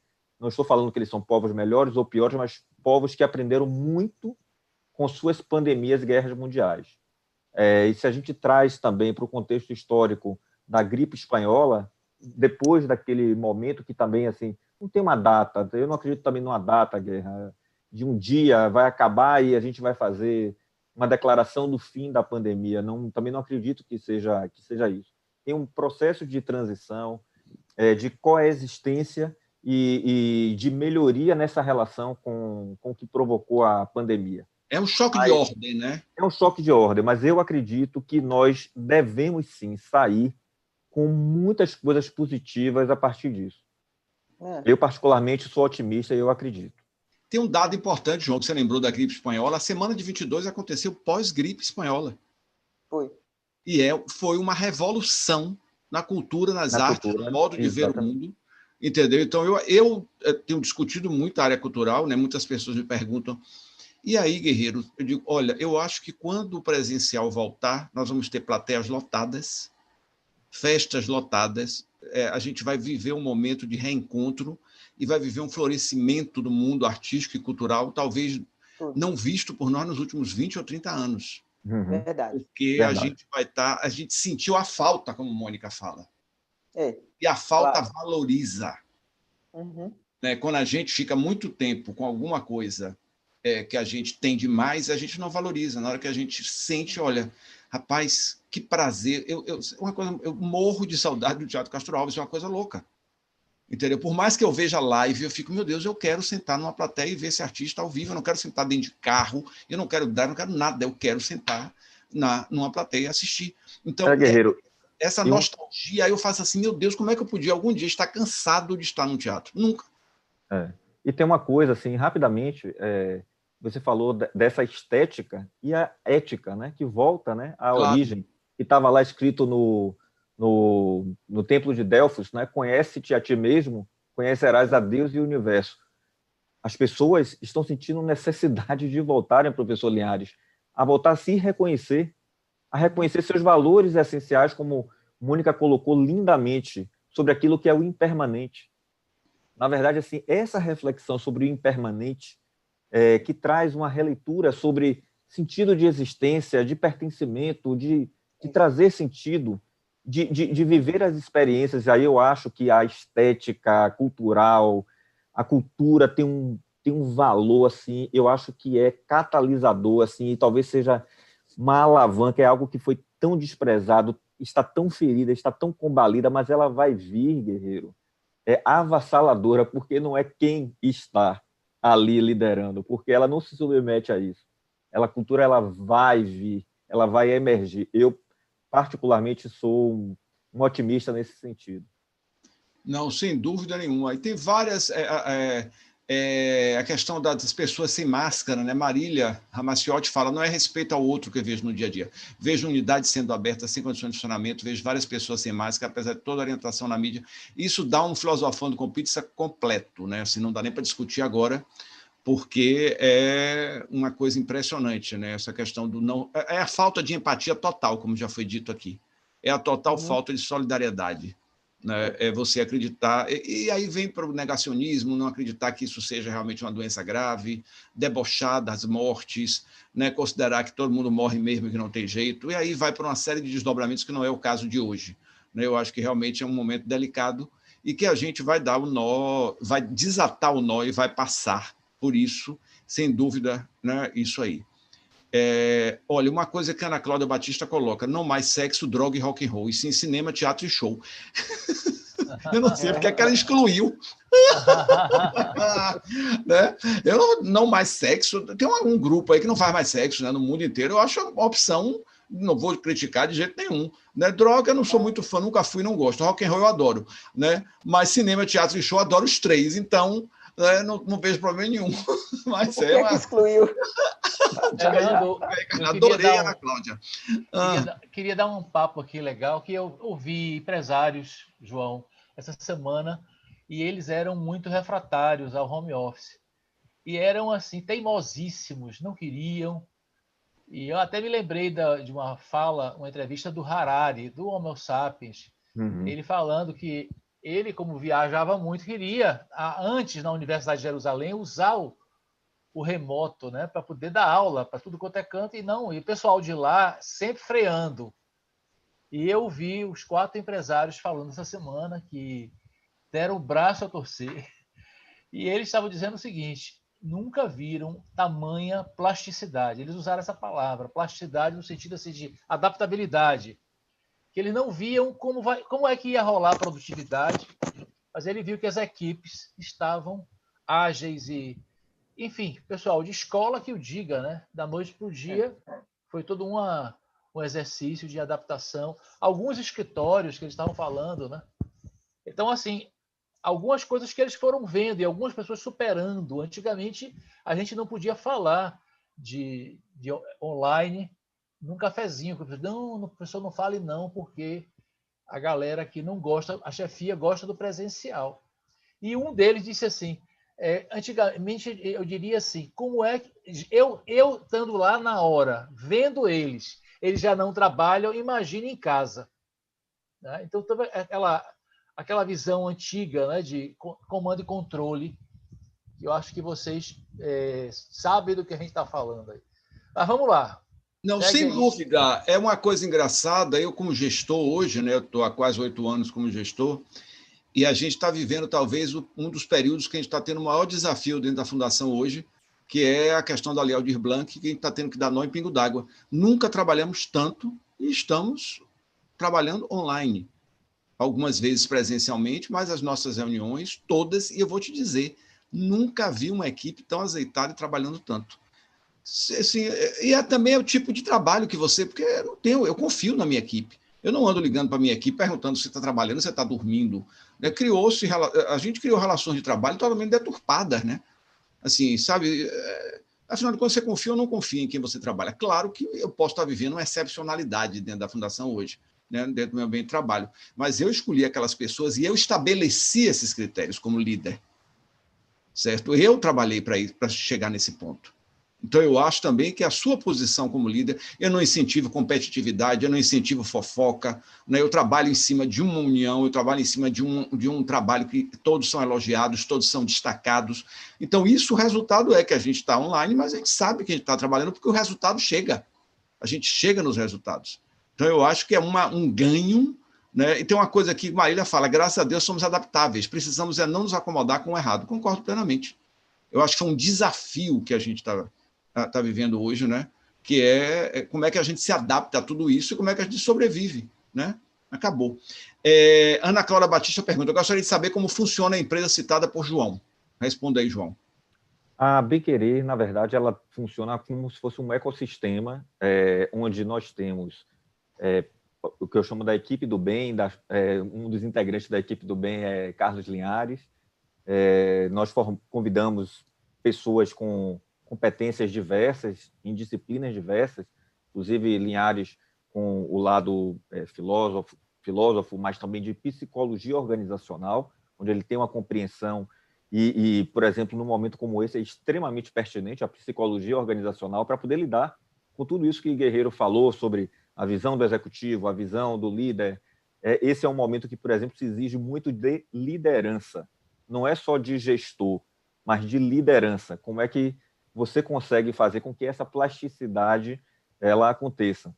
Mas, respondendo assim mais objetivamente, nós temos em torno de 14 pessoas que têm as suas atividades, são autônomos, têm suas empresas, mas quando somos demandados como bem-querer ou prospectamos um cliente, e aquele cliente determina o escopo do trabalho que ele deseja que seja, digamos assim, oferecido para ele, nós, como eu, enquanto bem-querer, ou a empresa bem-querer, vai reunir as competências essenciais para aquele trabalho. Então, é possível que eu tenha um desenho onde eu tenha Carlos Linhares, eu tenha Ângela Márcia, que trabalha muito com a sustentabilidade predial, eu tenha um profissional de inteligência de transformação digital, porque o desenho daquela demanda foi esse.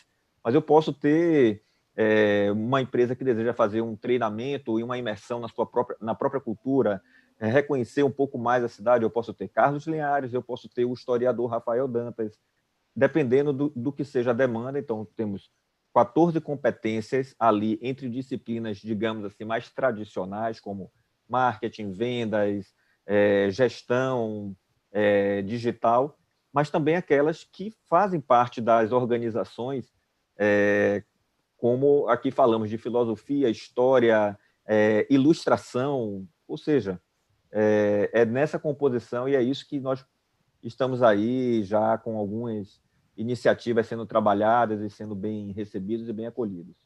Nivaldo está usando uma frase aqui que eu adoro, Nivaldo Santos, a cultura está nos salvando. Né? Eu acho que isso é uma coisa que a gente já falou aqui, inclusive, né? Os filmes, os livros, né? O nosso passado, a nossa própria história, né? A música, né? Então, tudo isso é que está sustentando a gente. Né? Assim, eu acho que é o que está mantendo a gente com o mínimo de sanidade dentro desse processo de tantas novidades, de tantas privações, né? Porque eu não sei nem se a palavra é essa, mas são privações. Indiscutivelmente, né? A gente sente muita falta de algumas coisas, porque uma coisa é você trabalhar online, que eu acho que isso vai continuar, por opção. Então, você pode sair, dar um pulinho ali. Outro dia eu estava ouvindo um depoimento de algum autor de novela dizendo: eu trabalhei em casa a vida inteira, mas eu dava um pulo no shopping, tomava um café e voltava. Né? Então, é uma coisa. Eu ia no playground e batia um papo com um vizinho. Né? Agora não tem. Então, obviamente, isso dificulta. Mas o nosso alento, é o que a gente pode ver hoje, inclusive com opções que me levam à loucura, né, que é um outro assunto nosso, né? Tanta opção que a gente tem hoje em canal a cabo e não sei o quê, internet, que tem hora que você tem vontade de não ver mais nada, dá uma louca, não aguento, não vou conseguir. Mas isso é muito positivo e outra coisa importante, isso emprega pessoas. A cadeia da cultura está cada vez mais forte, mais vigorosa, né? E ela hoje é um grande elemento de salvação, né? Sem dúvida alguma, né? Ótimo, oferecendo um bem-estar à civilização. Parafraseando Freud, Ana Cláudia comentando sobre o bem-querer, né? A bem-querer empresa, né? Gente, a gente está chegando aqui ao final, né, do nosso papo de hoje. Eu queria só puxar de vocês agora um papo final, uma afirmação, alguma coisa para encerrar a noite, começando com Carlinhos. Eu queria mandar um beijo para minha irmã querida aqui, Verônica, que apareceu aqui elogiando o nome de sua empresa, João. Obrigado. Nossa, é minha irmã e minha médica querida. Olha, gente, eu ouvi uma frase de um cliente, empresário, desses caras que têm empatia porque eles reconheceram alguns padrões mentais, alguns padrões de cabeça arcaicos. Ele falando sobre um jovem liderado dele que tinha uma performance excelente, mas quando começou a pandemia, ele começou a declinar. E ele é um jovem que a categoria, a galera chama com a expressão, ele tinha sangue no olho, ou seja, era um menino altamente produtivo. E ele começou a perceber que no home office o cara não funcionava e tal e tal. E uma vez ele baixou a bola dele, caiu, perguntou assim: o que é que está acontecendo? Ele disse assim: é porque a cadeira que eu sento, ela é a cadeira que eu comprei na Tokstok para jantar. E no jantar eu só demoro 30 minutos. E agora eu tenho que trabalhar 8 horas com essa cadeira. Aí no dia seguinte, todas as cadeiras do escritório que estavam tudo parados, fechado, né? Elas foram levadas para as casas deles. Cadeiras ergonômicas. Isso é empatia. Escutar pragmaticamente uma demanda do outro. E aí ele voltou. Aos poucos ele foi voltando à performance. Então, essa coisa de idealizar.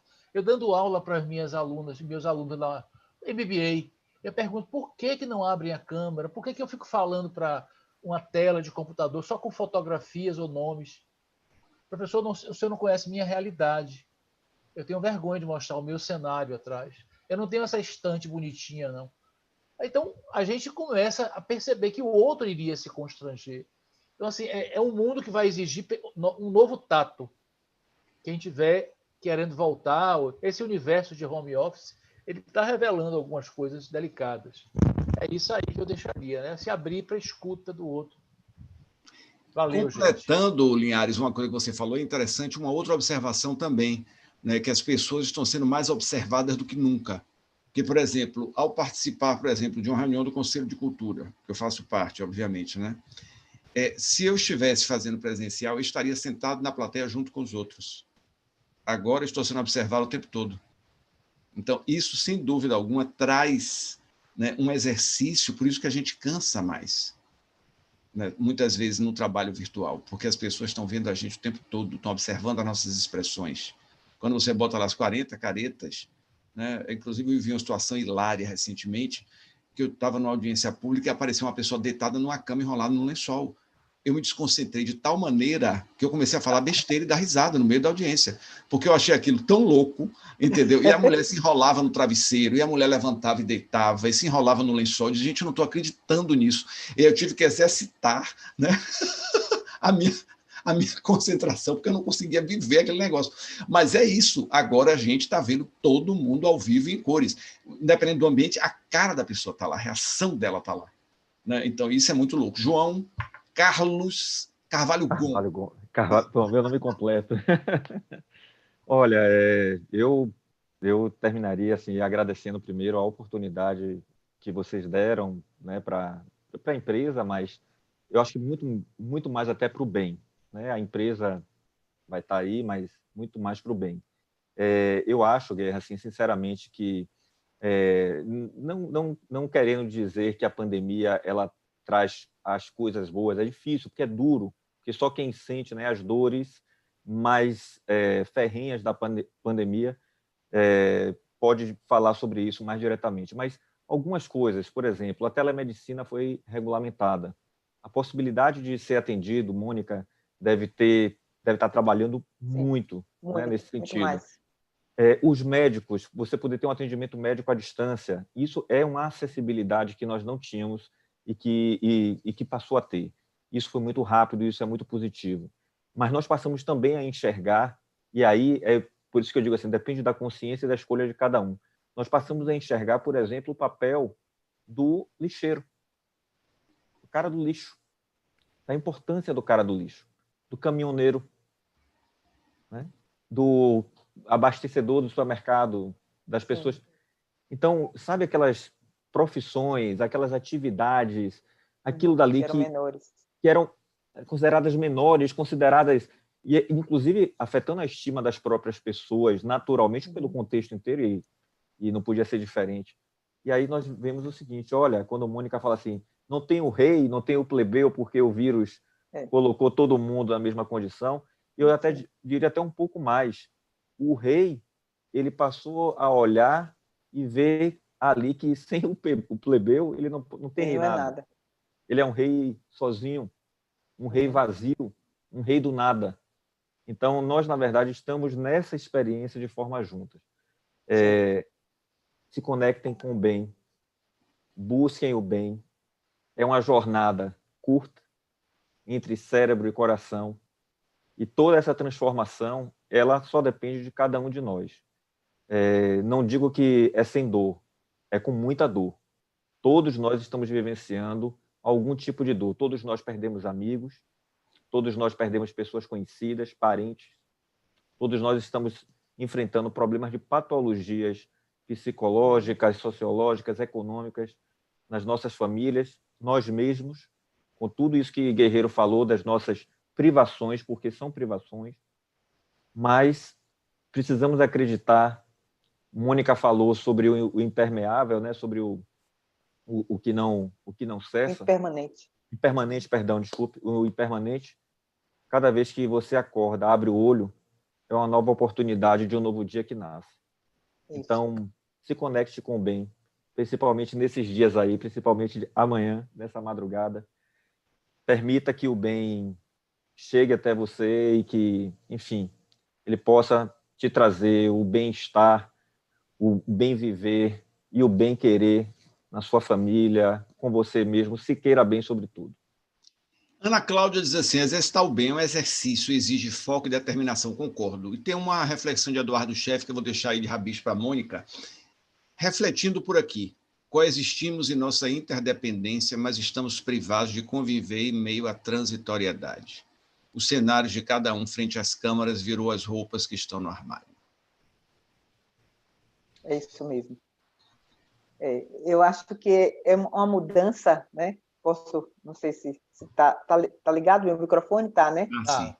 Tá. Então, eu quero dizer também que é um novo momento na vida de todos, porque, vejam bem, antigamente, eu não poderia atender uma pessoa online, o Conselho de Psicologia, o Conselho Federal, não facultava eu atender alguém que eu não conhecesse ele pelo menos 3 meses. E se a pessoa fosse morar na Austrália, já era meu paciente, eu poderia continuar o atendimento dele na Austrália, mas teria que ter sido meu paciente antes. Ou seja, eu teria que ter atendido presencialmente para que o conselho autorizasse a escuta a posteriori. Agora, não. Você pode atender pessoas que você nunca viu. É facultado pelo conselho, né? E a clínica social do NAPSE tem tido um crescimento espantoso. Eu tenho um trabalho social, você não conhece, João, que já tem 23 anos, que eu levei a psicanálise para aquele que jamais poderia ter nenhum plano de saúde. Ele é atendido na sua dignidade, horário marcado, com um psicanalista esperando. Pessoas que acordavam 3h30 da manhã para pegar fila do cartão do SUS, hoje faz a sua análise, e temos pacientes com 16 anos de análise no NAPS. Ou seja, é um serviço particular para o pobre. Então, essa ideia, porque eu digo que o NAPS foi concebido nas luzes de Paris, quando eu morei na França, eu tive essa ideia num país social-democrata, e nasceu na negritude da Bahia. Então, graças ao NAPS, eu recebi o título de cidadã soteropolitana pela Câmara dos Vereadores. Ou seja, eu recebi essa grande presente do NAPS, porque sendo psicanalista no meu consultório particular, eu não ia receber o título de cidadã, mas nós já atendemos quase 10 mil pessoas. Então, o NAPS é uma potência do marketing, é boca a boca, não tem propaganda, é um paciente trazendo o outro. Então, na pandemia, a clínica social, NAPS Online, estamos com pacientes de várias cidades do país. Estamos Genial. com pacientes do Brasil inteiro. Estamos com pacientes do exterior. Nós estamos atendendo pessoas de outros países. Nós temos pessoas da Irlanda, da França, brasileiros que estão em São Paulo, Rio, fazendo a formação no NAPS. O NAPS tem grupos do mundo inteiro. Hoje, o meu consultório é meu celular que cabe na minha bolsa. Ou seja, para onde eu for, meu consultório vai comigo, o NAPS vai comigo. Então, esta liberdade global, né, que a pandemia trouxe, foi uma liberdade. Quando eu viajar, meu consultório vai comigo. Eu não preciso deixar de atender meus pacientes se eu for fazer um doutorado no exterior. Meu consultório continua comigo. O online veio para ficar. Então, isso, para mim, foi liberdade. Então, isso foi o benefício da pandemia. Nós temos hoje a clínica social do NAPS, está crescendo, aumentamos os psicanalistas, temos 19 psicanalistas na equipe, fizemos convênio com 2 grandes colégios, de 3 mil pessoas, 3 mil alunos, para serem atendidos professores e alunos por um valor bastante acessível, menos que um plano de saúde, para democratizar, porque nossa missão é que o sofrimento psíquico não escolhe classe social. A pandemia trouxe também isso para a gente. O NAPS está crescendo, eu estou muito feliz, a equipe está muito feliz, todo mundo cheio de pacientes, todo mundo trabalhando no seu home office e podendo levar a escuta para pessoas interior do Ceará, interior do Mato Grosso do Sul, Piauí, Santa Catarina, Rio Grande do Sul, Brasil inteiro, sendo atendido online. Então, isso é uma maravilha da pandemia. Infelizmente, trouxe muitas coisas ruins, mas trouxe muita libertação, por outro lado. É necessário que a gente veja o óculos que a gente vai usar para enxergar essa realidade. Que lente é essa que eu estou usando? Sem dúvida. Então, Ana Catarina diz uma frase aqui, Mônica, que é a frase que todos nós podemos dizer: viva o NAPS.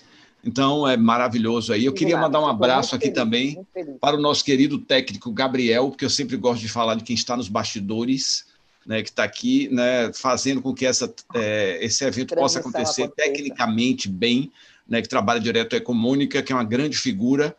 Eliana Paveto, você está aí para fazer a sua volta triunfal no final do nosso Filosofando. Hoje nós tivemos uma plateia constante. Isso é muito bom. E atenta. Eu queria também, viu, Guerreiro, dizer que se inscrevam no meu canal, Escutando o Humano, que eu já fiz mais 10 vídeos novos. E estou levando esses vídeos para ajudar as pessoas, já fiz 30 lives aos domingos, 18 horas, para levar questões psíquicas para a comunidade de uma maneira geral. Então, é uma oportunidade também de levar o meu saber, né? Olha aí o que o online trouxe. Agora eu atinjo muito mais pessoas, então isso foi o benefício da pandemia. João Rafael Dantas, que trabalha também no Bem Querer, acabou de mandar uma mensagem aqui, mas era um link, eu não sei o que ele tem desse link. Bom, minha gente, a Helena está por aí? Não. Então, vamos encerrar mais um Filosofando com Pizza, dizer que no mês de outubro a gente estará de volta. Agradecer imensamente a João, nosso querido João Gomes, né, que participou de uma forma generosa e brilhante hoje no nosso bate-papo, né, uma participação genial. Né? A gente, nessa nova fase, tem tido muita sorte nas escolhas. Né? Nós tivemos uma participação de Marcelo Veras excepcional, Alessandro Marimpietri fez o 28 de uma forma brilhante, e hoje João trouxe uma contribuição realmente inspiradora aqui para a gente, né? Com a sua humildade de sempre, com a sua unanimidade. Mantendo a unanimidade. Para João. A pessoa, se ele perdesse a unanimidade hoje no Filosofando, seria uma tragédia para a gente. Então, ele vai estar mantendo essa unanimidade, né? E aí, sorte total para o Bem Querer, né? Torcendo aqui, como sempre, desde o início, né? Torcendo muito para que dê tudo certo, para que isso possa, inclusive, ser um farol. Eu acho que essa iniciativa pode ser uma iniciativa farol, né? Ela pode iluminar para muitas outras coisas nessa cidade, que é uma cidade tão criativa e às vezes tão cruel, simultaneamente, né? Tão inteligente e às vezes tão burra. Então, a gente vive nessa contradição, mas eu prefiro acreditar na inteligência, na solidariedade, na empatia, né? Que a gente está aí e que a gente tem condição de atravessar esse temporal, né? E parar novamente, nunca mais em terra firme, porque a gente não vai mais ter terra firme. Agora a gente vai ter eternamente, né, na tremulação, e isso é muito bom. Obrigado a todo mundo, né? gente. Diga aí, Linhares. Não, é o panta-rei, tudo se move. Ninguém se banha duas vezes na água do mesmo rio. Água. Uma vez, uma aluna minha na faculdade, ela brincou comigo, professor, eu já sei aquela frase, é assim, ninguém fica debaixo do mesmo chuveiro duas vezes. Realmente. Aí é perigosíssimo. Aí a gente vai para uma discussão terrível. Beijos para... Diga, é maravilhosa. Bom, gente, beijo para todos. Agora em outubro, a gente já avisa quando vai ser, certo? E a gente volta com outro tema instigante, com muita novidade. Beijo para todos, gente. Tchau, tchau. Valeu, galera. Obrigado, João. Obrigado a todos. Valeu. Tchau, Moniquinha.